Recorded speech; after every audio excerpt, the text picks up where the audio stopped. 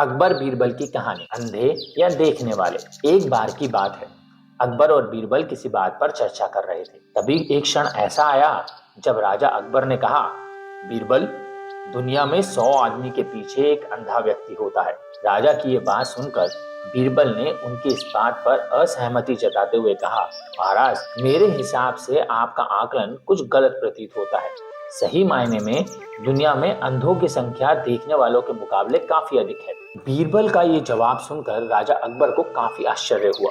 उन्होंने कहा, जब हम अपने चारों ओर देखते हैं तो देखने वाले लोगों की संख्या अंधों से अधिक ही मालूम होती है। ऐसे में अंधों की संख्या देखने वालों के मुकाबले अधिक कैसे हो सकती है? राजा अकबर की इस बात को सुनकर बीरबल कहते हैं, महाराज, इसी दिन मैं आपको ये बात प्रमाण के साथ साबित करके जरूर दिखाऊंगा कि दुनिया में अंधों की संख्या देखने वालों से अधिक है। बीरबल के जवाब पर राजा अकबर कहते हैं, ठीक है, प्रमाण के साथ इस बात को अगर तुम साबित कर पाओगे तो मैं भी इस बात को जरूर स्वीकार करूंगा। करीब 2 दिन बीतने के बाद राजा अकबर इस बात को पूरी तरह से भूल जाते हैं, मगर बीरबल अपनी बात को प्रमाणित करने के लिए युक्ति सोचने में जुटे रहते हैं। करीब 4 दिन बीतने के बाद बीरबल को एक योजना सूझती है और वे 2 मुनीम को लेकर उनके साथ बाजार की ओर चल देते हैं। बीच बाजार पहुंचने के बाद बीरबल सिपाहियों से एक चारपाई की चौखट वहां मंगाते हैं और उसे बुनने के लिए रस्सी भी मंगवाते हैं। अब बीरबल अपने साथ लाए 2 मुनीमों को आदेश देते हैं कि वे उनके दाएं और बाएं कुर्सी डालकर बैठ जाएं।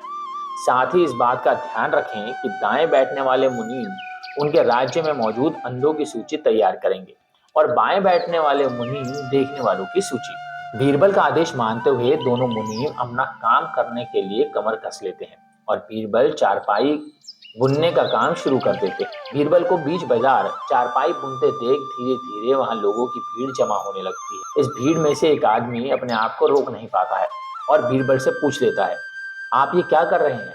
बीरबल इस सवाल का कोई जवाब नहीं देते और अपने दाएं बैठे मुनीम को इशारा देते हैं कि वह अपनी सूची में इस आदमी का नाम लिख लें। जैसे जैसे समय बीतता जा रहा था, आने वालों की संख्या बढ़ती जा रही थी और आने वाले सभी लोग अपनी उत्सुकता को शांत करने के लिए बीरबल से यही सवाल पूछ रहे थे कि आप क्या कर रहे हैं। इसी के साथ बीरबल अपने दाएं मुनीम को इशारा देकर यह सवाल पूछने वालों का नाम अंधों के लिस्ट में डलवाते जा रहे थे। तभी अचानक वहां एक आदमी आता है जो बीरबल से पूछता है, कितनी धूप में बैठकर आप चारपाई क्यों बना रहे हैं? तब भी बीरबल कुछ नहीं बोलते और बाएं बैठे मुनीम को यह सवाल पूछने वालों का नाम देखने वालों की सूची में लिखने का इशारा देते। ये सिलसिला ऐसे ही चलता रहता है और धीरे धीरे पूरा दिन निकल जाता है। तभी इस बात की जानकारी राजा अकबर को होती है। वो भी माजरा समझने के लिए बाजार पहुंच जाते हैं जहां बीरबल चारपाई बुनने का काम कर रहा था। राजा भी बीरबल से ये सब करने के पीछे की वजह जानना चाहते हैं, इसलिए वह बीरबल से सवाल करते हैं कि बीरबल, तुम ये क्या कर रहे हो? राजा का सवाल सुनते ही बीरबल अपने दाएं बैठे मुनीम को आदेश देते हैं कि अपनी अंधों की लिस्ट में महाराजा अकबर का नाम भी शामिल कर दो। बीरबल की ये बात सुनकर राजा अकबर को थोड़ा गुस्सा आया और आश्चर्य भी हुआ।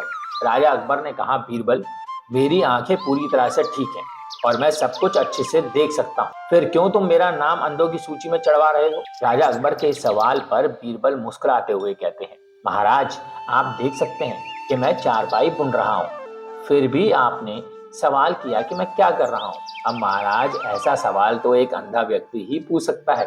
बीरबल का ये उत्तर सुनकर राजा अकबर को समझ में आ गया कि कुछ दिन पहले की गई बात को प्रमाणित करने के लिए वो ये सब कर रहे हैं। ये बात समझ में आते ही राजा अकबर भी मुस्कुराते हैं और पूछते हैं, बीरबल, तो फिर बताओ कि तुमने अपने इस प्रयास से क्या पता लगाया? बताओ, देखने वालों की संख्या अधिक है या अंधों की? राजा के सवाल पर बीरबल जवाब देते हैं, महाराज, मैंने जो कहा था वही बात सच निकली कि दुनिया में देखने वालों के मुकाबले अंधों की संख्या ज्यादा है। मेरे द्वारा तैयार की गई दोनों सूची का मिलान करने से आप भी इस बात को अच्छी तरह से समझ सकते हैं। बीरबल का उत्तर सुनकर राजा अकबर जोर से हंसते हैं और कहते हैं, बीरबल, तुम अपनी बात को साबित करने के लिए कुछ भी कर सकते हो। तो दोस्तों, कैसी लगी ये कहानी? और ये कहानी हमें क्या सिखाती है? ये कहानी हमें ये सिखाती है कि दिखाई देने के बाद भी मूर्खतापूर्ण सवाल करने वाला व्यक्ति किसी अंधे के समान ही होता है।